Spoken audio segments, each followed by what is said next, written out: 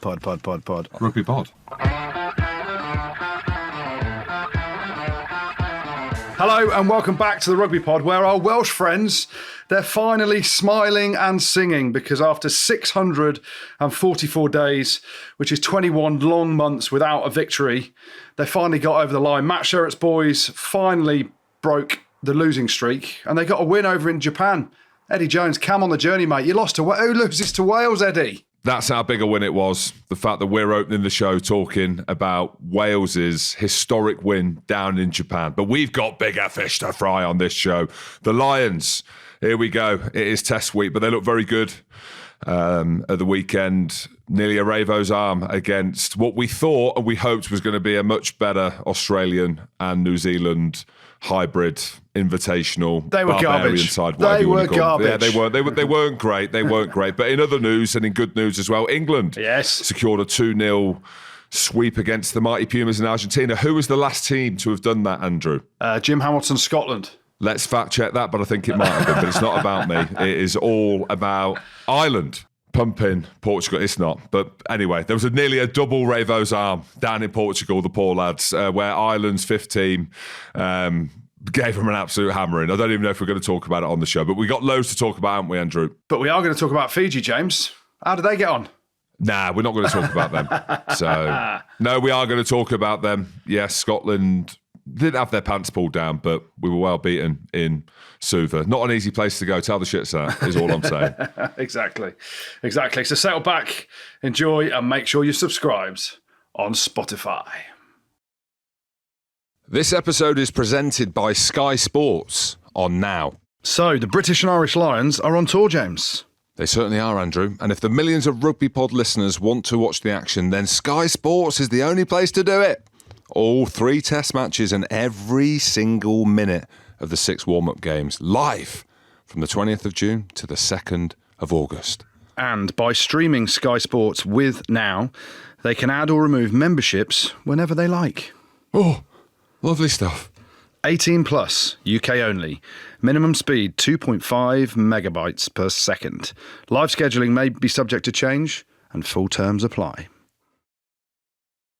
How are you, Jim, over in the USA? I had to do a podcast with Biggs from some truck on Wednesday because you were mid-flight, business class, I presume, the kids in cattle. How was it? No, a few days of recovery, Andrew. I'm just about there. But I did enjoy the show with Biggs. Yeah, I didn't feel like you were cheating on me or anything like that. I'm sorry, it didn't feel James. weird. I'm sorry. It did feel weird. No, it didn't. It didn't feel like that at all. But yeah, I'm in the USA. The USA, you know I love that. Rugby is ready. It's ready for the World Cup in 2031, Andrew. I don't think so. They lost to Spain at the weekend. I didn't want to start the show negatively. I want it to be big in the US. I really do. But I got to watch the Lions game down here, and that's the main thing. It was on. That's what I mean. There weren't many other games on, but the Lions game was on against the invitational team, and I'm really hoping that it takes off in the US, Andrew, because we get to come here more. I think we're coming here for a live show. New York and Chicago, not specifically Colorado, but yeah, we love the US. We want it to take off here, but we need them to be better. Did they lose to Spain at the weekend? They lost to Spain for the first time ever, yeah. So congrats, Spain. I'll talk about that maybe a bit later on in the Goode. But how's the trip been then? Obviously, jet lag, flying with 4 kids, the missus, and I know you love it over there. Where are you? Colorado? It takes a while to acclimatise, not just the jet lag. I don't know what your girls are like now, Goody, but there's 6 of us, as we know, 4 of them kids, 5, Beck would say, if you include me as well. So there's a lot of carcasses to move about and a lot of body management and emotional energy to balance out before the holiday really starts. So we're about day 3 or 4 and the holiday's just about started now. But with the travel, first world problems. So, this is the thing with traveling with kids. They're tired, star hungry, thirsty. So I didn't drink water for a week when I was a kid. I lived on Quavers and they're moaning about airplane food and the fact that they've only had 9 hours sleep and not 10. Yeah. So, well, that's kids for you these days, mate. I've had 3 days with them. My kids finished school last Thursday. I ain't gonna lie, I had a long weekend. Some might say it was full of family nourishment and love and all that. It's fucking hard work, I'll tell you. It's too hot. The kids are scrapping with each other, moaning. and all that stuff. But I'm glad the nanny's back. It's Monday, the nanny's back, and then we're going on holiday this week as well. So I feel your pain, brother. But what I did need to ask you a question, because you've put up a few snippets on social media. But I need to draw your attention to one picture you put up. It looked like you're in a pub. Is JJ about to knock you out? Because he looks like he's ready to go. He wants to. He's at the point now. He challenged me a couple of years ago, and as you know, I showed him who was boss, and he's at the point now at the age of 14 and a half where that's what lads do, don't they? Yeah. It is the passing of the baton. It's the change of guard, which happens at some point, doesn't it? But it's not happening for another 10 years. I can tell you that. I reckon I can take him for another 10 years. So, but yeah, he's a big lad. But Andrew, I wanted to call you out on something before we get going. Oh, no. Okay, because I know you post a lot of stuff about your training and stuff like that. Is there any part of you that is embarrassing posting topless photos of yourself on social media with that nipple that looks more like a thumb on your Instagram of, I've been on the what bike, I'm ready for holiday, ooh, like Bruce Steele, with all I can see is the nipple that looks like a thumb. And I'm like, does he think he's in good shape? What's the interaction been like when you've been posting these pictures? I've been getting thumbs up everywhere. But I'm doing it, basically, Big Mike is... Get it? Exactly. Thumbs up. Yeah, exactly. Big Mike is making me accountable, James. So we're going for 10 watt bike sessions in 10 days before I go on holiday, just so you can shift a little bit of pre-holiday timber. Basically, I just need to drop 1 or 2 kilos because 5 or 6 will go on holiday, right? And so, yeah, I've just been accountable, James, putting it on, back in touch with watt bike. I haven't used it for about a year and it's come back out. It's a bit glitchy to start off with, but it works. And sweating hell, I'm in the garden with my nipples out. But I'm not putting my nipples. I've not put my nipples on social media, James. Yeah, well, I'm only taking the mick because I'm happy. You know that. So no, you're looking good, Andrew. Should we do the obligatories? Should we get into it? Yes, let's get straight into it. British and Irish Lions 48, Australia and New Zealand invitational team. I was going to say shithousery, but yeah, 0. I mean, where do we start? Do we start with a moan about how bad the other team were? Or do we stay positive? No, I think we stay positive because I think that that's as good as the Lions have been. They look connected. They look joined up. Defensively look good. There were some standout performances across the board. So I think it was twofold. I think one part of it was that they weren't very good. And I don't want to be harsh because they had some good players playing for them. They had a couple of world-class players playing for them. But when you looked at the squad, you weren't thinking, wow. Oh, wow. Like you weren't looking at it thinking, my goodness me, this is an unbelievable team. I was going to say a shit barbarian team, but that sounds really harsh. And I'm sure that that's probably going to stay in there. I said it. Yeah. There you go. That's what it felt like. And I think we just got to get going now on the tour. We're going to talk about this last week and there's loads of positives around rugby, but it's business now. It's time to get going. It's time to get moving. So, from my point of view, watching the game, the energy in the stadium looked good. The atmosphere looked great. Yeah. The team looked a lot more joined up. You can see now how things are starting to unfold. There's a few niggles. There's a few players that are rearing their head for form and putting their hands up. You're starting to see how the connections around the line out and the scrum and yeah, all of these kind of little nuances, but it's really hard because the opposition was poor, but we can only go based on what we saw. Yeah, I thought it was the Lions' best performance so far. And, I'll get onto the negatives around that Australia-New Zealand team in a bit. But like you said, so it was ironic that it felt pre-match, didn't it? Like it was the midweek team playing.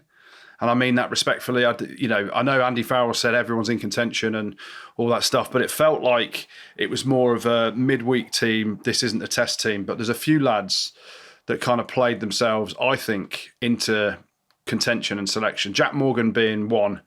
Again, I thought he was outstanding. Tyke Byrne, I thought played pretty well as well. And then you start to look at the test team, and we'll probably give our take on what we think the test team will be because that's not announced till Thursday. But there's a few lads there. Ben White played really well. I don't think he's played himself into test consideration in terms of Jameson Gibson-Park's definitely starting, but Alex Mitchell has done enough to be on the bench, I think. But Ben White coming in late for Thomas Williams, he was unbelievable, I thought.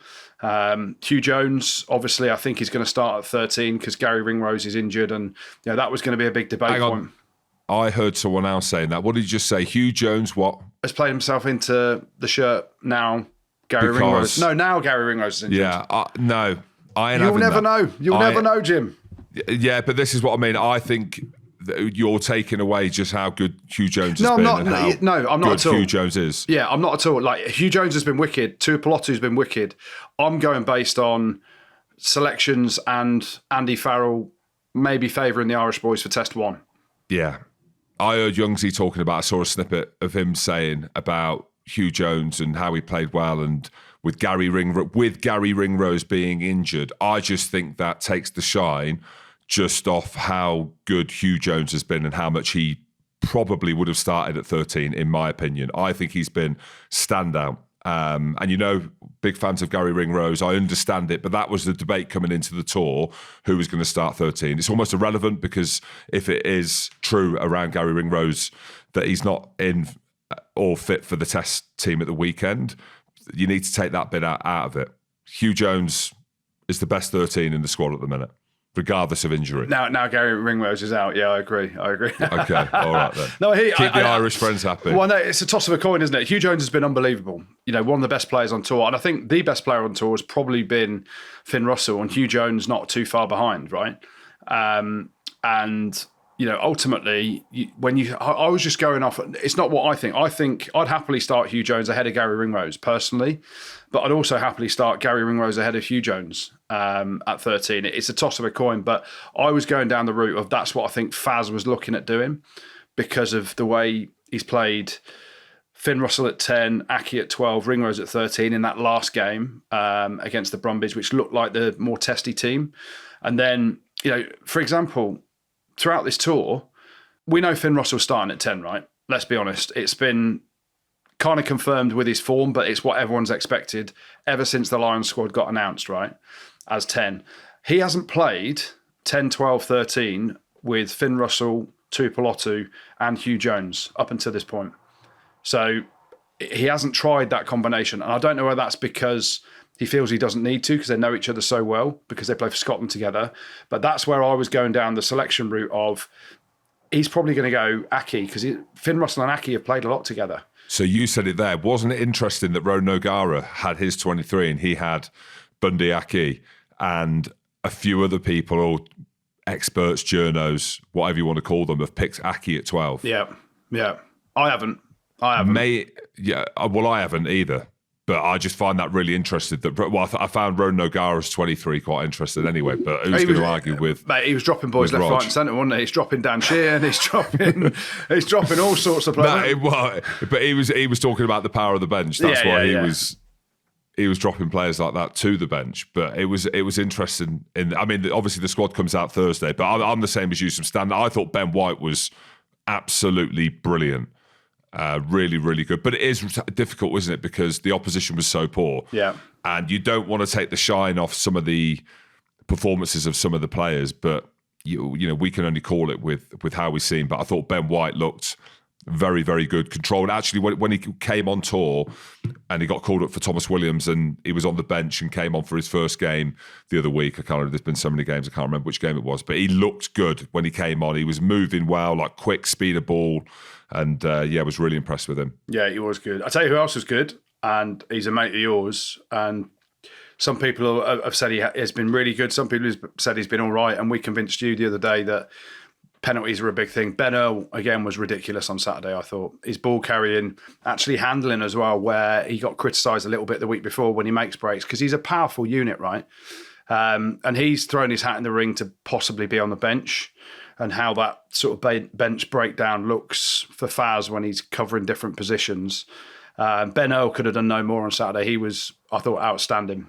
Every facet of the game, competing for the breakdowns, carrying, offload lines, everything. I thought he was brilliant. So there's some big standout performances.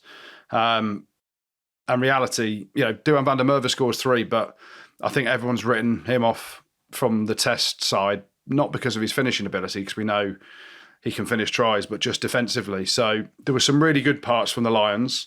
But again, it just shows how hard it is to throw a team together, and a team of high-class individuals like Lau Mape.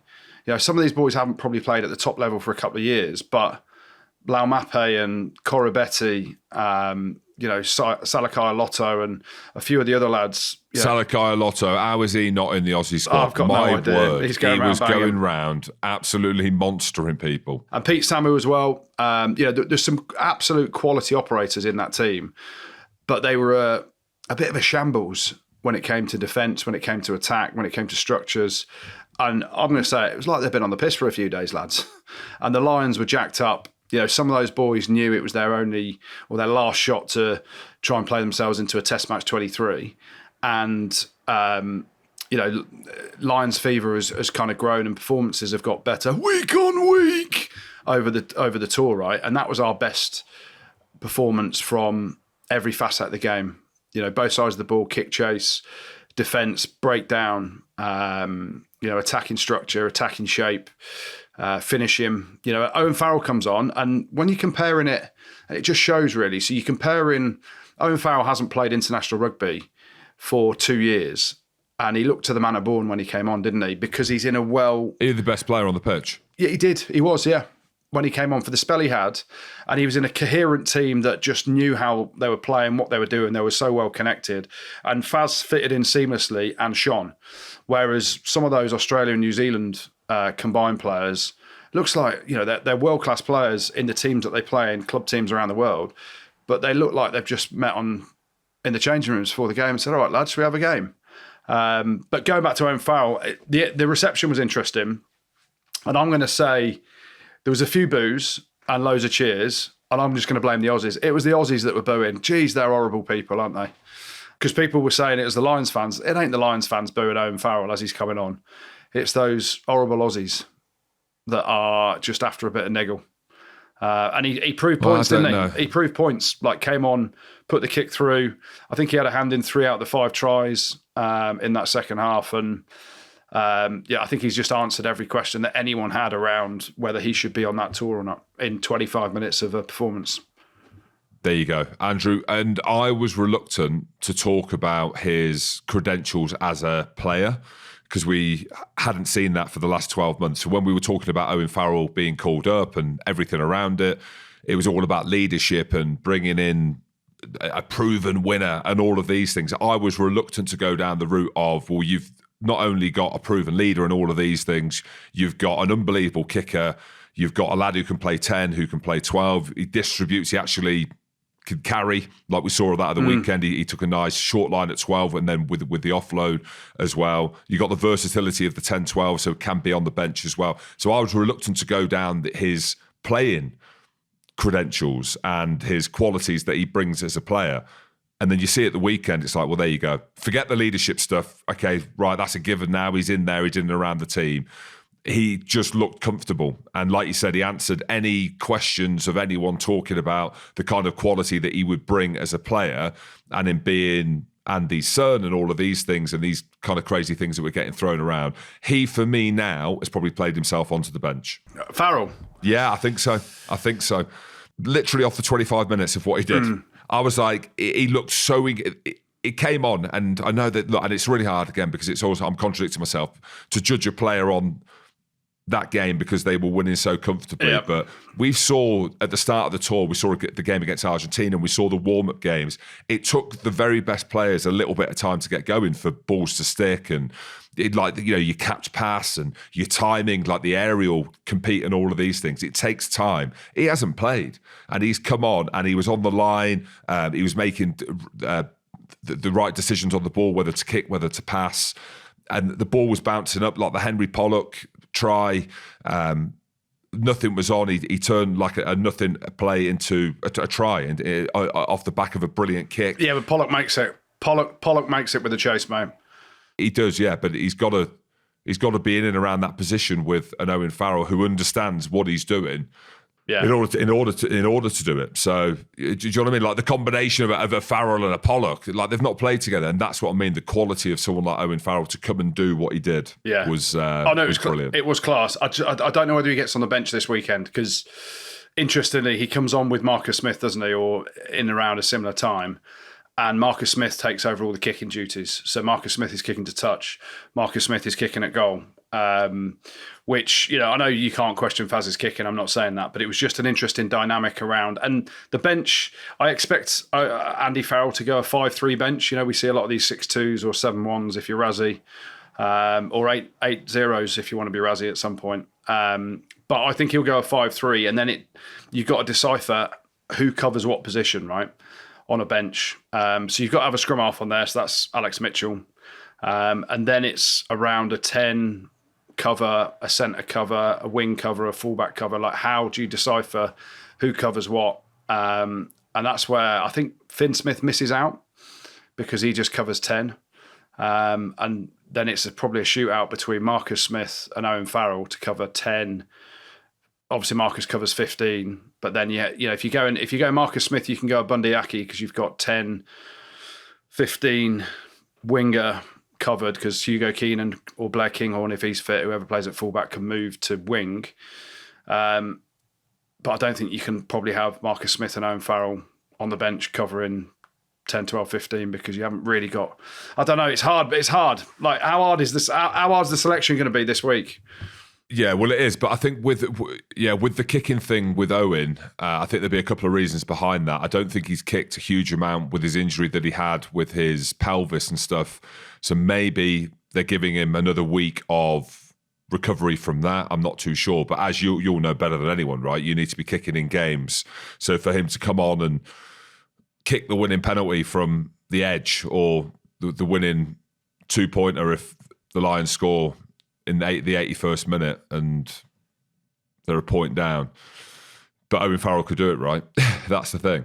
But you'd love to be a fly on the wall, wouldn't you, this week in terms of selection and how they're deciphering not only the team, but the makeup of the bench. And I remember listening to something that Andy Farrell said. He said when it came down to talking about selection of Owen, he left the room, didn't he? And the other coaches were talking about what they want and whether they think it's right. And I'm sat there, how does that conversation go down this week? Faz, can you just leave because we're going to chat about your kid and whether we put him on bench or not? And so it's a really interesting dynamic. But in fairness to Owen Farrell, he couldn't have done any more, could he, in that 25-minute spell of just showing control, like taking to it like a duck to water again in terms of international rugby and playing at the very, very top level. And just answering any niggling questions around if he'd have dropped a couple of balls and, missed a tackle or something like that, everyone would be like, oh, he's not ready. But he just went about his business, was seamless, didn't make too much noise around trying to fly and make a big hit that we've seen before and get one wrong. He was and he tried to bang his shoulder in a few times. So you could make an argument for him 100% to be on the bench this weekend. And you can just see the quality that he has in him.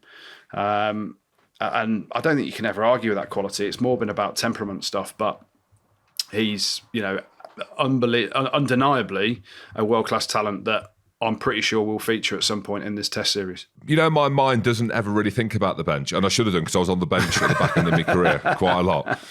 I always think about the starting team, and I know maybe I should shift my mind a little bit, like 5-3, 6-2s, 7-1s, 8, who knows, with what South Africa are doing these days. But yeah, like for me, looking at selection, it's going to be about the back row. I think we're almost there with the front five, Ellis Genge, Andrew Porter. Maybe we're not. Tight Ed, Ty Furlong. It's tight, isn't it? Where are you thinking? Where are you going, Jim? Where's your area of contention? Well, I'm going to nail down my starting 15. I'm going to have to do the 23 as well, so I need to think about my bench. Very important. But like for me, the back row is going to be the interesting one. I think we all agree that he's going to go for a rangy 6. So is that a Ty Byrne? Is that an Ollie Chesham? I would probably go with the latter. Even though Ty was good. Is there an argument to put Ty Byrne in the second row with Marrow and play Ollie Chesham? Yeah, there is. But I think that McCarthy just is young. He's fresh. He's heavy. He's power. He's on form. So I think you can't look past him. But yeah, the back row for me, the Jack Morgan, the 7, he's not going away, is he? And again, at the weekend, he topped the stats for tackling like he should, right? Like a seven should, but he's constantly answering the questions, and he's quietly, and I say that respectfully, as a seven going about his business, and then a Pollock comes on and stands out. But there's an argument for Andy Farrell to start Henry Pollock. Like, yeah, if you think about the outputs and the effects that he's had on games, even at the weekend he comes on with a chip and chase again and gets the ball back. He's having moments, and he gets the ball back. I know he spills it, scores 2 at the weekend.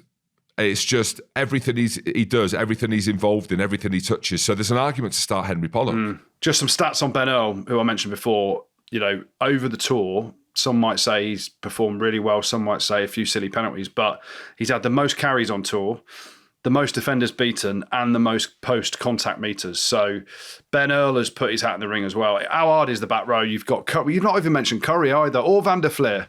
Like, how hard is the back row, and how closely contested is that? You know, Ben Earl put his hat in the ring again to maybe start at 8 or be involved there. Jack Conan's played exceptionally well as well. But it's an area of strength, but also, as you said, Jim, an area of massive debate around which balance you go with a Pollock, you know, and all these guys that are in the mix. They're all in the mix, aren't they? The other thing that coaches need to consider will be around the referee. So you think of Ben O'Keefe in that early game where he was pinging every player at the breakdown, and we were talking about it, weren't we, about the back row and the makeup of the back row in that first test, because Ben O'Keefe doesn't allow the contest at the breakdown as much as the French guys. Hello!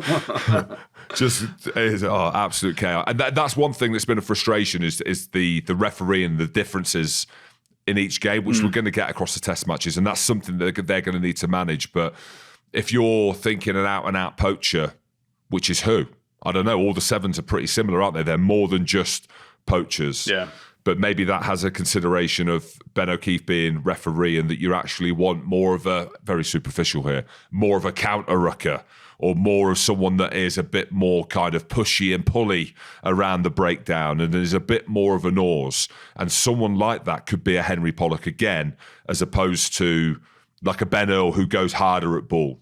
What are your other areas of contention then? Wingers, what do you reckon? Yes, so for me, I think, like, looking at it, I think back row, because there's so much quality, and I think the back three, for me, I don't know what you feel or you think, I don't think the balance has quite looked right. Under the high ball, the kicking game, and I know there's a lot of reasons behind that being the 15, and the fact that we've not seen a fully fit Blair Kinghorn. Poor Hugo Keenan being sick like he was, didn't realise how bad he was. Apparently he was on the toilet for 12 days. Was it 12 days or 12 kgs? Which one? I think he lost 5 or 6 kgs, which I would happily do. I can put it on in a day, but I can't get rid of it for weeks. But yeah, I mean, basically he said he was on the bog. Poor lad. He couldn't get off the bog for about 12 hours. Which in some times, if that had been me this weekend, I love that. With all the you kids, said 12 hours, I said 12 days. Yeah, I was going to say, if I'm on the bog for 12 hours, that might have been heaven for me this weekend, because I couldn't get away from the kids. But yeah, I mean, poor bloke, and he's not that big anyway, is he, Hugo Keenan? So he looked small as well. So look, if you're calling it frankly and you're speaking honestly, he don't look 100% fit, does he? No, but I thought he did enough at the weekend to play and get the test start, based on Blair Kinghorn's injury. Of course. But again, we're talking about the British and Irish Lions. We're talking about the very best of the best, and every other position now. Like, there'd be an argument for Ben White, right, to be in the match day 23. There'd be an argument for a Finlay Bealham to start, or a Ty Furlong to start now. Do you know what I mean? Joe McCarthy in the second row, or a Ty Byrne, or an Ollie Chesham, or a Scott Cummins has looked great at the back end of these warm-up games as well. But as the 15s, they've left themselves thin, because Marcus hasn't looked great at 15 when he's come on. Blair Kinghorn has been injured, and he went off at the weekend. Late on tour as well, wasn't he, because of Toulouse? Yeah, it's just been a little bit bitty. And then Hugo Keenan in that game at the weekend, it was the midweek game that Blair went off injured. The 15, which, as we know, and the way that Australia will play, and we've seen that in the warm-up games, the kicking game is going to be huge for them. You think about Australia, how you're going to play against the Lions, you're not going to be playing like multi-phase to start with it, especially in your own half, because of how well the Lions are defending now, how well connected they are, how physical they are. You're going to be putting some balls up in the air, and they've got some incredible athletes, and the Lions have looked vulnerable in the air. Yeah. Agree? Yeah, no, they have completely. And that's a situation around what you just said around the players. Hugo Keenan was injured for a while, came on tour injured, hadn't played much, then got sick. Blair Kinghorn turned up late because of Toulouse and then getting injured, and Marcus Smith not really having a shot. Elliot Daly was the one that was playing exceptionally well. Then he breaks his arm. So it's a consequence of a load of those things. And then, Tommy Freeman, I think, has chased kicks really well, but Duhan van der Merwe has been suspect under the high ball and behind him. So then you start adding all those things up, and Joe Schmidt's going, geez, there's a weakness here that we can go after.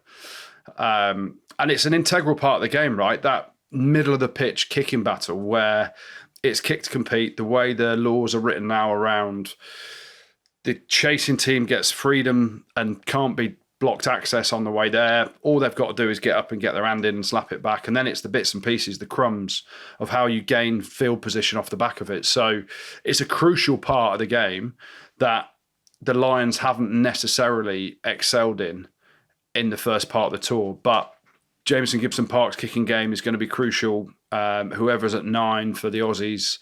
And there, we've seen with Suaalii and some of the boys that they've got in terms of their aerial ability, it is going to be a war in that area. So they've got to own the space. They've got to... Hugo Keenan, he's normally unbelievable under the high ball, isn't he? Oh, he is. He's world-class. Yeah, 100%. Yeah, so you hope he gets to that level, and you hope that another week's preparation, and it's a whole week's preparation, right, this week. The Lions have even gone as far as to put out their training schedule for the whole week. And so ultimately, I think we'll see a much better Lions, a much more connected performance again. It was a step up on Saturday, but ultimately, that's what we're here for. We're here for the 3-test series. Anything else that's happened before is irrelevant now. It's all about the 3 test matches, and hopefully, the Lions are now in a good spot.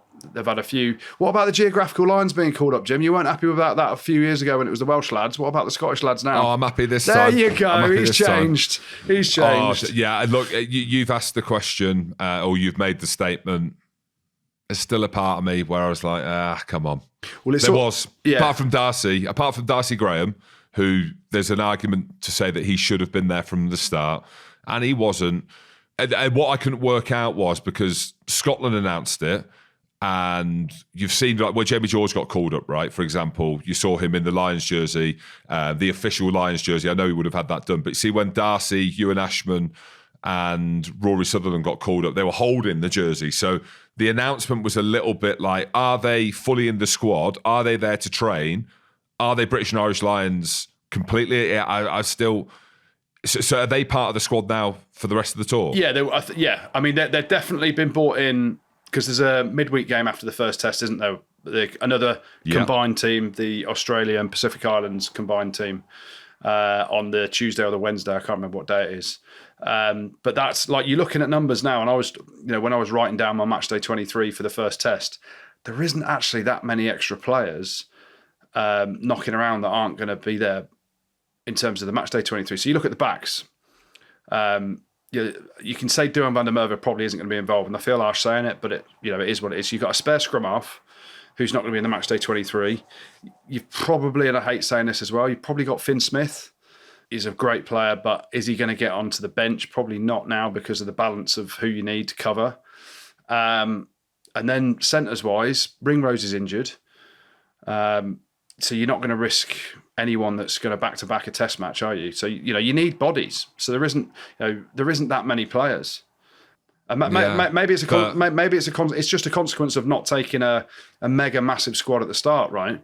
And there's always that balance. Go back to 2005 with Clive Woodward. He took about 400 players, put one load of them on one island in New Zealand and put another load in the Southern Island, and it kind of ruined the vibe of the tour. So there is a balance between taking too many and boys getting a bit frustrated, and taking not enough and then having to call up other players later in the squad. And I get it. I get how it looks, and I know it pissed a lot of people off in 2017 in New Zealand when the geographical lines were brought in, but it's the game, isn't it? And Faz, it's irrelevant if we win the test series. And you'd have taken it when you were a player.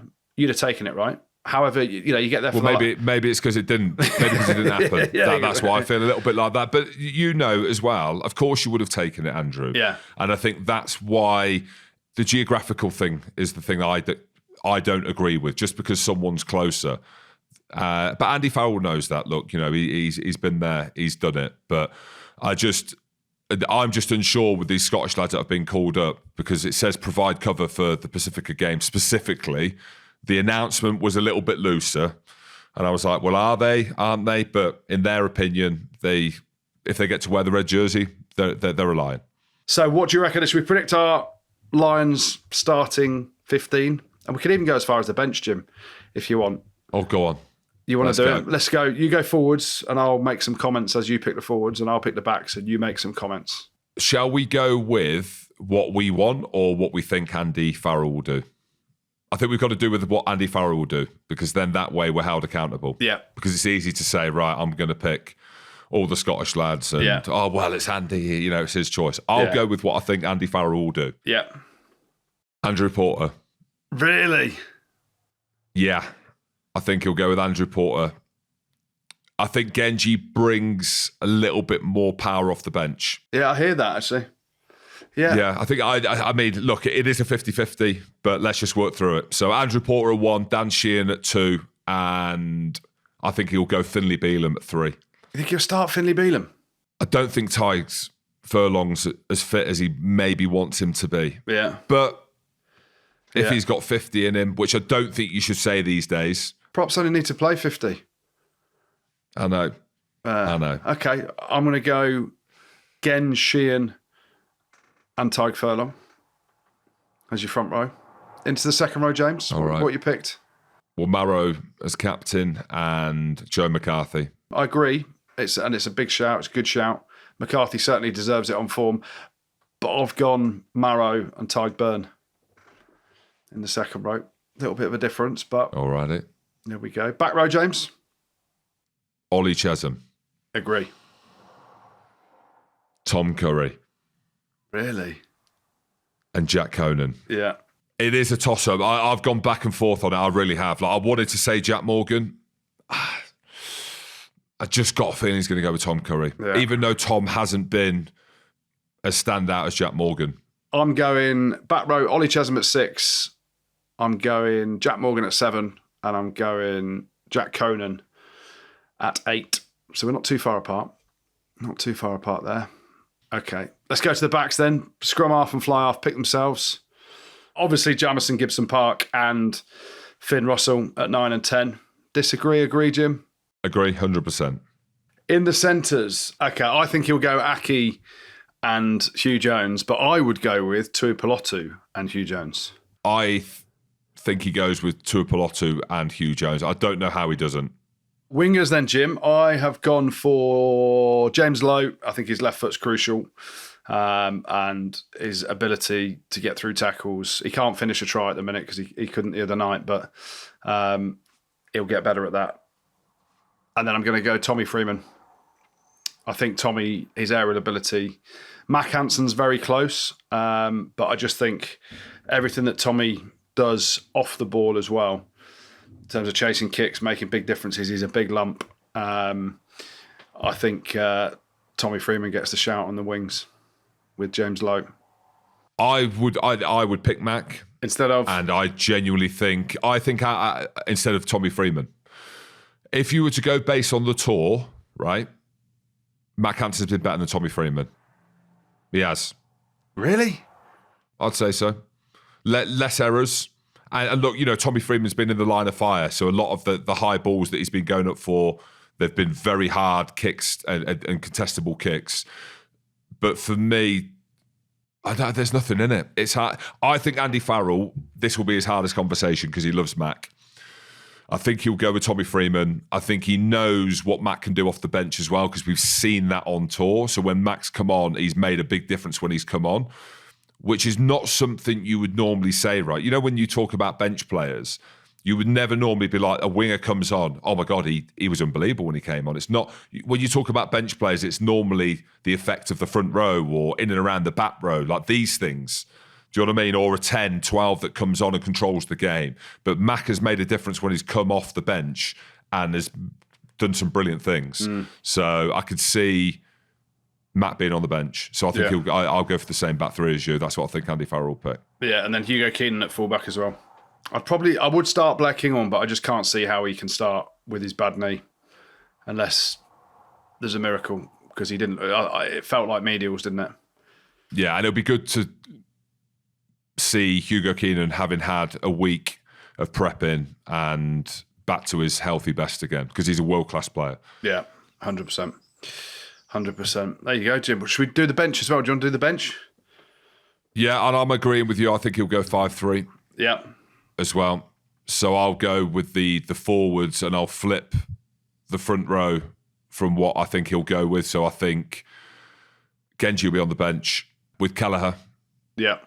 I think he might have been on the bench anyway. See, I keep saying I think. I just need to back myself. But I do. But we are thinking, aren't we? Because it's not me backing myself. It's Andy Farrell. I'm going to go with Genji. I'm going to go Kelleher, obviously. I think Ty Furlong will be on the bench, or Finlay Bealham, but I think he'll go with Furlong. Okay. I'm going Porter, Kelleher and Will Stewart as my front row on the bench. I feel bad. Finlay Bealham's my boy. But I just think, as good as he's been, I think Faz goes with experience. I think he's going to go with Josh van der Fleer and Henry Pollock. That's where I'm at. And the other one's up for debate between a Ben Earl and a Josh van der Fleer, but I think he'll go Josh van der Fleer. So you haven't even picked Jack Morgan at all, even though he's been the best open side? It's what Andy Farrell would pick, not what I would pick. You're horrible, Jim. You're horrible to the Welsh. And then backs, I'm going Alex Mitchell, a scrum half cover. I would go Ben White. I think he's been brilliant, but maybe that's just the Scottish Leicester blinkers on me. Yeah, he'll go Alex Mitchell. And then the next two. And here's the one. The next two. Here's the one. Here's the one or two. I think I've got the other one now because I think he'll go Matt Hansen, but come on, you go. I think he'll go Marcus Smith because he covers 10 and 15. And then Keenan can move to the wing. So that's wing 10, 15 covered. And then I think he goes Bundyaki on the bench. Okay, but if he goes with Bundyaki, which you initially thought, does he put Sione on the bench? Yeah. I think he's going Farrell and Matt Hansen. There we go. That was the other combo that you could look at. This episode is brought to you by Sky Sports on Now. The British and Irish Lions are down under for the tour, and I'm pretty excited to see how it's going to unfold, Jim. Oh yeah, me too. I'll be glued to Sky Sports, as it's the only place to watch every thrilling moment. Andrew, who are you most looking forward to seeing? Oh, it's got to be Finn Russell, my favourite fly half, my favourite player, now champion of England as well. Finn Russell's the man. What about you, Jim? I'm interested to see if Henry Pollock, at the age of 20, could make the Test match side. That's it. There we go. And what are your predictions? Predictions 2-1. I reckon Lions first, Australia second in Melbourne in front of 100,000 people, and it's a straight shootout in the third. However the Lions get on, it's going to be very hard to take your eyes off the action. So make sure you catch all 3 tests and all 6 warm-up games live from the 20th of June to the 2nd of August on Sky Sports. And by streaming Sky Sports with Now, you can add and remove membership whenever you like. Nice! Watch every match on Sky Sports, available to stream live with Now. 18 plus, UK only. Minimum speed 2.5 megabytes per second. Live scheduling may be subject to change and full terms apply. Right, Jim, should we talk some international rugby? Not Lions, we've done enough Lions. Let's talk how good are England? Unbeaten in 6, lads. Test matches, that is. Very good. We won't talk about the England A game, but England have gone over to Argentina and won the Test series 2-0. Beating them 22-17 this weekend. A try at the death by Jack Van Portfleet. Little break from Guy Pepper. Good scenes for England. Great scenes in actual fact. Yeah, brilliant. And it was, or is being labelled as a developmental side for England, and 13 English, British and Irish Lions. So all their best players effectively aren't there, but what a shot window for some of these players. And again, we kind of joke about it. Going down to Argentina is no joke. I think I'm one of the only players to have gone down there and won a series, and it's not easy. But this Argentina game and the team specifically, you think about this Argentina team, what they did to the Lions, right? That's the same squad with a few added extras and a few better players. Well, a few missing. Yeah, Contempone rested a few. Okay, well we're being nice then, but I'll be honest with you, I thought they've been poor. both weeks. Argentina. So we'll talk about. Yeah, I thought Yeah. compared to what we saw against the British and Irish Lions, and compared to what we've seen in the Championship and in World Cups, it's a real shame because the energy and the atmosphere and the fandom around the team, this rugby team in Argentina, is massive, and that scoreline there flatters Argentina at the weekend because they got 2 lucky tries. Effectively, and you can only credit how good England have looked and the coaching team that's been involved with them and the quality of players in England now that have gone on this tour. And it's hard going on tours like this, right? In the shadows of the Lions.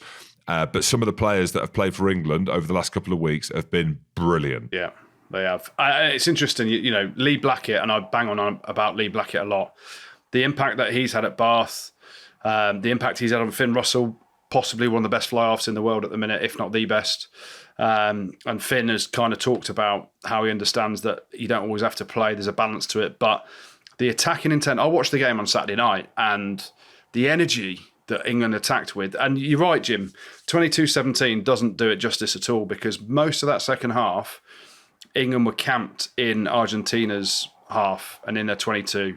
And Argentina defended well, but the energy, the first half, watching England play, they were so good. The attack was sharp, well organised, quick. And the impact that Lee Blackett's had on that, I think Steve Borthwick should be, and Bath fans will hate me for saying this, get him in there full time. Like I'm saying that as an England rugby fan.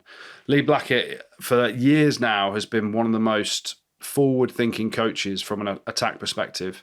You know, he did it at Wasps many years ago. Then he's obviously gone to Bath and really injected something special down there.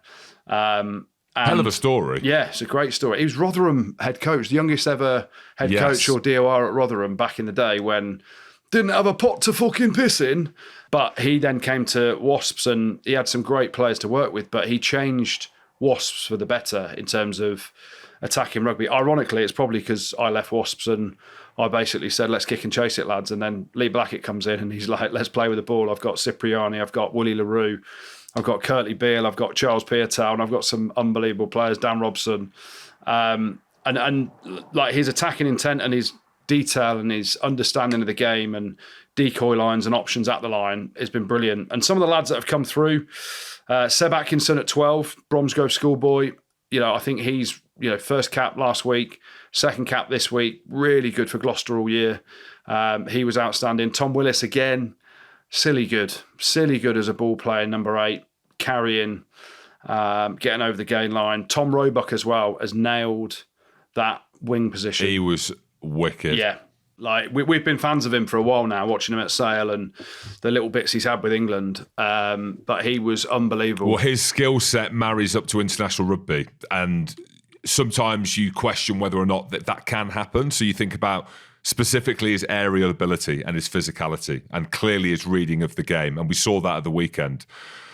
Yeah, he's been standout. He has. Yeah. So fair play to him. And if you talk about developmental, I don't think you can call it that. I get why people are saying it and why you've said it, but the quality of player, the depth that England have got now, and how the mindset has shifted around how we play. Like you go back to the start of the Six Nations or that Ireland game when we were just kicking everything. Like you want to see the attacking intent, and you've watched it, Jim. I know you have, and people that have watched the game, how crisp and sharp the attack is. That has to continue, and none more so. You see at the end, a lad that has had an unbelievable end to the season in Bath colours, kept getting man of the match after man of the match. He was the difference maker at the end. Guy Pepper makes the break, and then gets the offload to Jack Van Portfleet. It was brilliant. And what a way to finish. Jamie George obviously pulling out the game because he's been called up for the Lions, but he's there. George Ford was outstanding. I was so happy to see Curtis Langdon get off the bench, with the season that he's had for Northampton as well. Theo Dan's come down with a knee injury, which isn't good news. But Steve Borthwick, he's the Messiah now. 6 from 6, lads. 6 from 6, and there's Scotland losing to Fiji. How's your World Cup rankings now, Jim? That's going to be crucial, isn't it? Yeah, who goes to Fiji with a second string team? Well, I'll tell you now, Scotland are the only team that have ever, in the last 20, 30 years, had the cojones out of all the home nations to go to Fiji on tour a couple of times. Because it's a hard place to go, right? And fair play to them. Wow. Mate, we went there in 2017 and had our pants pulled down. They've gone back this time with a second string team. So, hey, we'll do our bit for growing the game, is all I'm saying. There you go. There you go. Do you want to talk about that game, Jim? Because sweaty, but some of those Fijian boys, Wine and Colo, who plays for Toulon, how good is he? He made the break last week, didn't he? Yeah. Against Australia, from his own half out of nothing. With that same dude? Yeah. Oh, my word. Look, right, so you said it there. Let's start with a positive. Scotland, we're there to grow the game, right? We're doing that by giving players from all over the world opportunities in a Scotland jersey, all right? I'm only joking. They gave me the opportunity. We're going down to a place, Suva, in Fiji, which is an incredibly tough place to go. So forget that. That's just like from a locality point of view, right? Beautiful place, not an easy place to get to. Probably one of the hardest places, if not the hardest place. Maybe in Invercargill, New Zealand is, but Fiji, probably the hardest place to go in World Rugby, with a fully stacked team and a country that can't wait to see a tier one nation team go there and play. So everything's stacked against Scotland. And you go into it and your discipline's poor and all of these things, and Greg has spoken about it. You're at a shot to nothing, like really. And I think, I don't want to say the scoreline flattered Scotland. I did a bit. But we did well. But we did well to stick in because they've got some incredible athletes. It was tough for the boys. You know, we had Fergus Burke starting at 10 for the first time. It was a big ask of them. And when I saw the fixture come out, we had Gregor on the show as well. And the Maoris game was what it was, and we did well in that game. And I know that it's not the All Blacks, but when you look at the Fiji and the Samoa game specifically, fair play to you for going down there and playing these games, because these are harder than, I don't know, an island going to Portugal, for example. Yeah, true. It's a tough ask for them to go and do. Like this Fiji team, it isn't Fiji tier 2 team. This is Fiji, one of the best teams in the world at the World now. Cup that should have beaten England and got to a semi-final. Yeah, it was tough for Scotland. It was a humbler. Darcy Graham got 2 yellow cards, which resulted in a red card, or a 20-minute red card specifically. Just no momentum.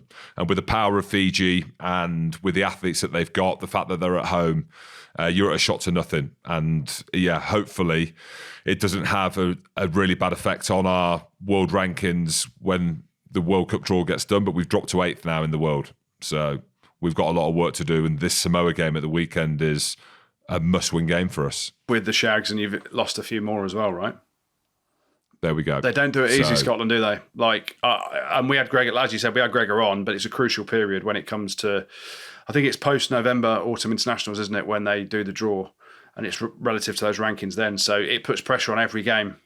And we're being educated there by Greg, because I wasn't aware. I'm all in on the Lions, right? That's all it is. So in the shadows of this, and we'll talk about Wales's win against Japan, these games are going on, and they're not just test matches or developmental games. They are test matches for your country, but they have mass jeopardy. And I didn't realise that. Well, I did. Not that I didn't realise. I just didn't think about it. The world rankings, which are going to be named early this time because of the debacle that happened last time, are affected by the results of these games, obviously. And now we've dropped to 8th, and that's going to put us in a much more difficult position if we drop below that when it comes to seeding for the next World Cup. And we can't have any complaints if we're sat in a group with France and New Zealand, you know, because these are games that. I don't know. I need to work out who puts the fixtures in, because Ireland have gone to Portugal, right? And we've got scored 106 points. Seriously, and we've gone to Fiji and Samoa. Yeah, I hear you. Well, let's talk about another game then, Jim, because we're going to need to talk about your mate Razzie. What is it? He's cheating. He's absolutely cheating. They beat Italy 45-0, but talk to me about the first kickoff. Big statement, Andrew. Cheating, is it? Would you say cheating? Wow, not cheat. Some people have called it cheating, bending the rules. Some people have said it's innovation.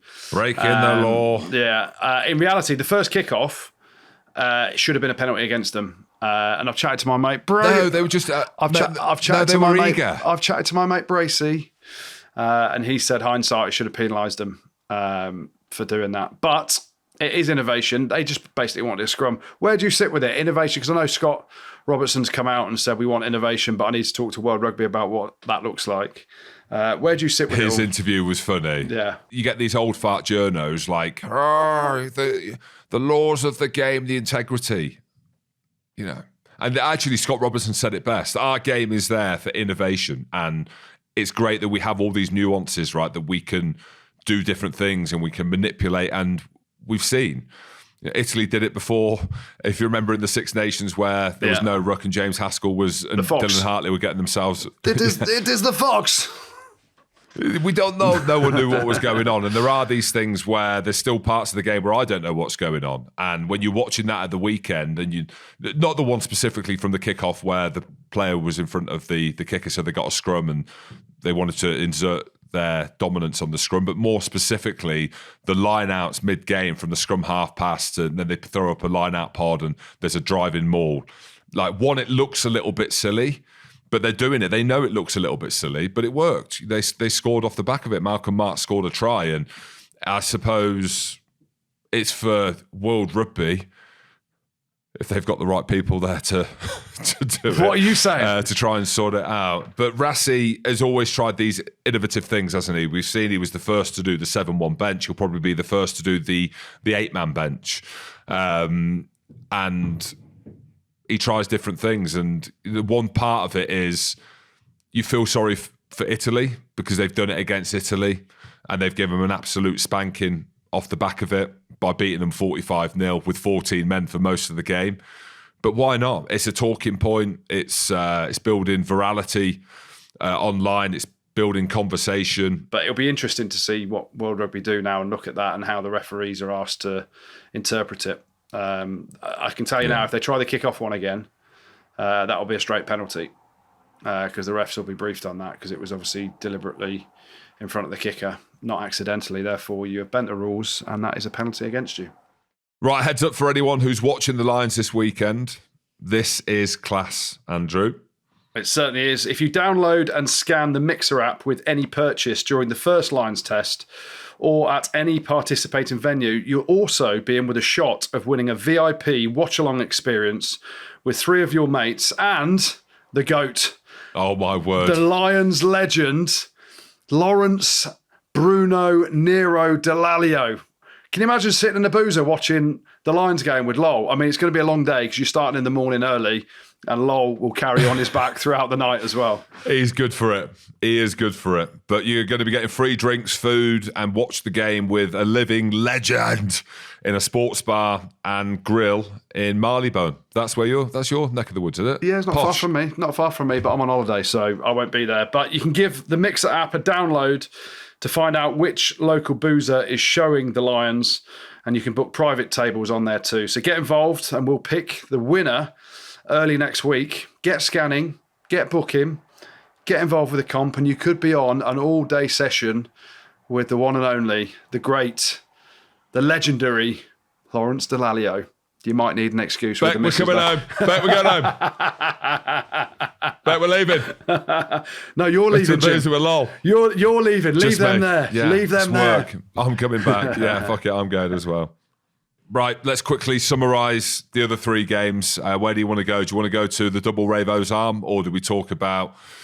Let's do it. Let's go real positive, because you went a bit negative on there. Let's talk about Wales. How the hell has it taken so long for them to win a game? Well, it's been a horror run, hasn't it, of defeats. And, they were at the absolute bottom of the well in terms of energy and positivity and anything that goes with it. They've been humiliated along the way, and it feels harsh as such a great rugby nation to stoop so low. But finally, they get the win, and it was a very similar sort of story to the first test, where Wales get out into a bit of a lead. Half-time, they're ahead, and then Japan started to claw it back, and Japan brought it back to 24-22. And I'm thinking, oh my Wales, this is deja vu. Japan are going to score again. It's going to be the 19th defeat on the spin. And then you'll be sat there going, how can Wales ever win a game? But Dan Edwards, starting at 10, he scores. They get the victory. 31-22, and the size of I just hope they got Nasaki in Japan on Saturday night, because when you've gone 80, I've never done it as a player in any team, right? I don't know how you play that many games and lose back to back to back to back, and how the feeling are within the camp and how your motivation is. And yes, you're motivated to play for your country and you get yourself up and all that stuff. But can you imagine being on the end of 18 defeats on the spin? And there'll be some guys that were involved in all 18 of those games probably. But to get the win in Japan, I just hope they tore the place down after they got the win. You know what the Welsh are like when they've had a couple of beers as well, Jim. The celebrations would have been very, very heavy and humid and hot and sweaty, but they deserve to get the victory in the end. And I'm pleased for everyone in Wales, because it's a horrible thing to have on your, sitting on your shoulder, losing that many games on the spin. And they beat Eddie Jones's Japan, which is always a good thing. Yeah, well, big shout out to Josh Adams, friend of the show as well. He was brilliant in the match as well, but also to Matt Sherratt, who we've had on as well, who has handled his business with dignity and as how we'd hope every rugby man would do it. And he was brilliant. And he said it's the start of something to come, as Wales's rebuild is imminent. So we want to see a competitive Wales. Yeah. Yes, we do. Here is hoping. I was going to say here's hoping from a Welsh perspective, not when they play against Scotland. But look, we've got the Six Nations to think about as well in the new year, and we want Wales to be competitive, like you just said there, Andrew.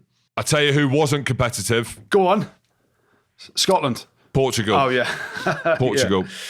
Yeah. And the fact that it took Paul O'Connell to say he felt sorry, quote, for Portugal, but Ireland were very clinical. But it's embarrassing. I don't know what more you can say. It's a waste of a test match. Their next game is against... You think, right, Ireland's next game is against the All Blacks in Chicago.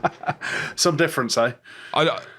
I'm all for growing the game. I get it. I understand what that means, the sentiment around it. But there's levels to it now, right?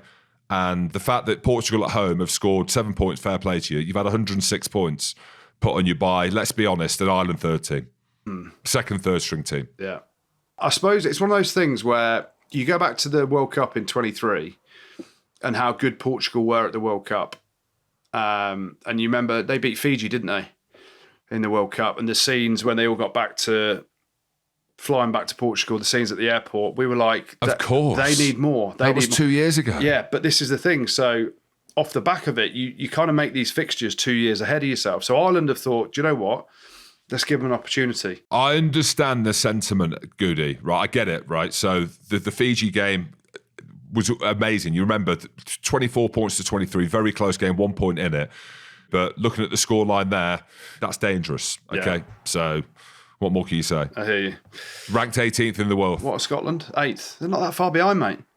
Right, Andrew, let's just move on. Okay, stop talking about Scotland. We'll just give a brief nod to the All Blacks. 43 points to 17 win against France. We kind of thought that would be the case off the back of getting rattled a little bit in game one last week. But yeah, 2-0 series win against the French second/third string team. I think there are some positives there that have come from it, especially from a French perspective in game one. They clearly had their pants pulled down in this second game, but the All Blacks under the razor rebuild, brilliant to see. I love the All Blacks, as you know. Yeah, Ardie Surveyor again was off the charts good. And, relentlessly, they were scoring tries for fun. But it's kind of typical of the All Blacks year on year, and I'm not being harsh saying this, but they always start these kind of July internationals fairly slowly. And then grow throughout the Rugby Championship and on into the November tour. So maybe that first game was, a bit of rustiness and a bit of expectation that they'd spank France because it was France's third team. But that was a true All Black performance at the weekend. And Wellington isn't a place they've had major success at over the last few years. They've lost a few games there. So it was a good win. France, they'll have learnt a lot. Atis Ogbe, standout player on the tour for them. They've had some depth, some youngsters playing in places where they wouldn't have got games if they'd have taken their first team out to New Zealand. And is it a missed opportunity to not see a very, very good French team against a very good All Blacks team and go and win down in New Zealand. I think every player would love to say when they get to the end of their career, I beat New Zealand in New Zealand. And there aren't many players that can say that, right? So France got close last week, nowhere near it this week. And it was a much better All Black performance. I'll tell you what's good. The Championships around the corner, but then the Autumn Nation Series as well. Like mentioned that game in Chicago. We're going to be there the week before. We've not announced it yet. We've got a live show in Chicago. On the Thursday and before. New York. Yes. Oh my goodness I'm so me. thirsty. But how cool was that to be heading over to the States? But more specifically on the game of Ruggers, that's going to be happening in Chicago, and then the Autumn Nation Series is going to be awesome, isn't it? So yeah, it certainly get is. back onto the tools after the Lions tour. Well, James, we're without our little northern friend, Rob, who also looks like Ben Duckett from the England cricket team. Both vertically challenged, both got hanging beards, but both great blokes. He's headed out to Australia to prep for his run. So if anyone can sponsor him, head to justgiving.com and search for producer Rob. If everyone who listens to us every week donated £1, we'd raise a shitload of money. We'd about 250 grand. So if you got £1, stick it in, and Rob would be absolutely grateful. He's going to struggle on this run for the great charity that is the Delalio Rugby Works Foundation. So get on that, donate, and just think of Rob and his blisters and his moaning. Yeah, well, he's doing a bit of a warm-up before. I think Biggs is going to do it with him. So if you're over in Oz and you're listening to this, Rob is doing what he is calling a shakeout. I thought a shakeout was when you shake your coins out the bottom of your jeans, but apparently a 5K run shakeout is different, and it's on Friday the 18th. It's day before the first test match, and they're meeting at the Caxton Hotel in Brisbane. Yeah, so there'll be details on the social channels of how you can join producer Rob. Be good to see Biggs doing a bit of running as well. He's still fit. Yeah, he's only still just fit. retired. Yeah, it's his back though. It's his back that's the issue. Get there just to watch Biggs do his 5K as well. But there'll be a few other rugby legends going along. I don't know who they are. Justin Harrison, let's say. Sonny Bill Williams. Let's just name drop them all that are over that way. Dan Carr, Andy he'll Powell. be there. But Andy it's going to Powell. be... Oh, Andy Powell's there as well. My goodness me, I've seen some socials. But it's going to be more of a conversational run. All you need to do to get involved with the run is donate $10. I don't know if that's US dollars, $10. Aussie dollars, or Scottish dollars. Aussie dollar. $10 to the charity. So get involved. Andrew, let's finish off then with your section of the good, the bad, and the ugly. Hit me! Well, I'm going to start off, James. This might surprise you, but Scotland get a mention in the Goode this week. Keep going. Well, it's not because they've had a few geographical lines called up, but I'm going to give them a shout out for touring Fiji. You're questioning why you toured Fiji and played a big game, but I want to give you some stats, Jim. I know Scotland have toured Fiji before. They're the only home nation to have done it in the professional era. When was the last time England toured Fiji or had a game on Fiji? 2004, I'm guessing. 1991, James. Oh my word, that's a joke. It gets worse. So it gets slightly better. When did Wales last go and play a game in Fiji, James? Yeah, but it's dangerous if they go there, so I understand why they don't. 1994. So, and you talk about growing... Come on, lads. You talk about growing the game. When was the last time Ireland went to Fiji? Oh, they wouldn't. They, yeah. 1976. Destroy them. Yeah, of course. So tip the slipper to Scotland for going to Fiji on tour. England get a shout in the Goode. Of course, they do 2-0 series win down in Argentina. 6 victories on the spin for Steve Borthwick. Just get Lee Blackett as attack coach full-time. Fiji get a shout in the Goode. They beat Scotland 29-14, as we've spoken about. Villy LaRue gets a shout out. Jim used to call him Villy LaPoo, but no. His name is Villy La 100 Caps Rue. 100th cap for the Springboks at the weekend. That is an unbelievable number. So a big shout out to Villy LaRue. 100%. Get it?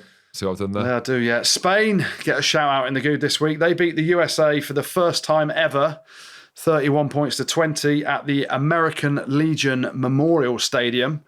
And also, sticking with that note, not a good weekend for North American rugby, Jim, because Andy Brace's Belgium, Bracey wasn't playing, he was out in South Africa. The Belgique, they beat Canada 25 points to 18, Jim. Oh, hello. So well done to all the Belgians. They get a shout out. But the Goode this week, Jim, that goes to Wales. After 18 defeats on the spin, finally they get the W. So a massive shout out to Matt Sherratt, all the boys involved with Welsh Rugby, to finally get that monkey off your back, get the victory over Eddie Jones's Japan. That's why Wales, Matt Sherratt and the Welsh lads, you get the Goode this week. Yeah. And then the bad, few bits of bad. We're going to start off with Noah Lolesio. His injury that he got has put himself out of at least the first test, if not the second test as well, and probably the third test. But to lose, I told you it looked bad. Yeah. You know, when it happened, everyone was like, it was all right when it came off. I was like, Yeah. are you sure? he gets mentioned the bad for his injury. Scotland, they get mentioned the bad. Sorry, Jim. Losing to Fiji has World Cup draw implications further down the line, potentially. Portugal get mentioned the bad. They took 106 points, as we spoke about, against Ireland. But the bad this week, I feel harsh doing this, but I'm going to do it. It goes to the Australia-New Zealand invitational team. They were bang average at best, and they basically looked like they'd been on a smash for a few days. Some world-class players in there, didn't rock up for the game. Looked like a bit of a shambles. The kit was shocking as well. So New Balance, bit retro. Yeah, but just not a great rugby kit. And it repeated in their performance, didn't it? So unfortunately, anyone involved with the Australia-New Zealand invitational team that played against the Lions on Saturday, you get the bad this week. And then the ugly. Only one bit of ugly, Jim. And we've got to go back to your South Africa for it. Oh, okay. Well, I'm going to add an ugly then because you've not even mentioned. But go on, you go first. It's your section. No, you go first. Well, I didn't know whether in the bad you were going to mention around Luke Cowan-Dickie and how they were playing Sweet Caroline while he was down, flatlined on the floor. I thought it was an absolute disgrace. So I didn't know whether you were going to put that in the ugly. No, I didn't see that. So when Luke Cowan-Dickie got knocked out at the weekend, it took a while for him to come to and to be stretchered off. And in the stadium, they're all screaming and singing Sweet Caroline. I thought it was an absolute disgrace. So I thought you were going to call that out. Yeah. You don't know what kind of nick he was in. You knew he was bad. And then whatever they're trying to do and build up the energy and all of these things that they're trying to do in the stadium, which I'm all for. Right? I've been advocating it for 10 years and we're starting to do it now. But not when a lad is lying on the floor, unconscious. So there you go. That's my bad or ugly. So I'll put that in. There we go. Well, thanks for that. It's not won the ugly because one of your South Africans has got to win the ugly, Jim. And it's not hard to work out. It's Jasper Wiese for headbutting, dropping the nut on Danilo Fischetti. Hang on. He's dropped the nut. He's dropped the nut. He's dropped the nut. You've seen, right, when we were at Leicester, when Garforth and Cockerell were headbutting each other like two old rhinos. Yeah. Okay. They were headbutts. Yeah. That was not dropping the nut. Okay. That was slightly overboard and putting his head onto another man's head. No, it was his nose. Jasper Wiese. Mate, you could break someone's nose like that, and he tried to. But yeah, you could, and if he wanted to, I'm sure he could have. I agree, it's a red card all day, but that is not Jasper Wiese dropping the nut. If Jasper Wiese was to drop the nut, he is breaking bones. Yeah, he's asleep. Yeah, of course. Yeah. So it's a red card all day long, but you can't say dropping the nut. Yeah. I'm from Scotland. I'm not from Glasgow, though. Remember. Yeah, there we go. Well, anyway, Jasper Wiese, he gets the ugly for headbutting Danilo Fischetti. Straight red card. Fischetti. Cannot do it, James. And Andy Brace, he was right. Got his red card out and said, not on my pitch. See you later. That's why Jasper Wiese wins the ugly. All right then, Andrew, let's wrap it up with a few shout-outs to finish. Yes, let's, Jim. You firing away? Okay, so we've got the men's and ladies players from Bishopton Rugby Club doing a continuous 24-hour Bronco relay to raise funds for the club and for their charity Cardiac Risk in the Young. It sounds absolutely horrific. I think I've done a Bronco once and never again. But fair play to Bishopton Rugby Club. Have a look at all their socials to find out how you can donate and get involved. Yeah, good stuff. And finally, a shout out to Arthur Dickens, who's an under-12 player and has launched his own rugby podcast, inspired by a couple of idiots on the Rugby Pod, Jim. It's called the Rugby Legends Podcast, so go and check it out. Support Arthur, have a listen. Yeah, mate, we wish you all the best. Get into the podcasting world. Next thing you know, you're heading to New York and Chicago for some live shows, eh, James? There you go. Good on you, Arthur. We'll be looking out for you. Just don't put any of them dodgy sections that we put in during the World Cup in Japan. All right, your parents will know. Hopefully you don't. So, yeah, big shout out to all. But, Andrew, thank you to everyone. Thanks, everyone, for listening. It's business now, isn't it? Here we go. Finally. It's been a hell of a build-up, but we are here. It is Test week for the Lions. It certainly is going to be an epic week. Can't wait to watch the Test match Saturday. Thanks to everyone for listening. Make sure you've subscribed to all the socials, but mainly, ladies and gentlemen, make sure you subscribed to Spotify. Rugby Spot. Spotted pod.